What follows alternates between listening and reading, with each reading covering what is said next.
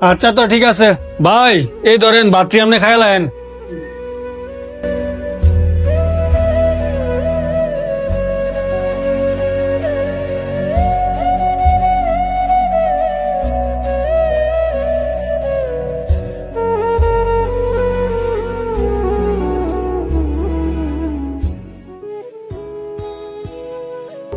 এই ধরেন 10টা টিয়া।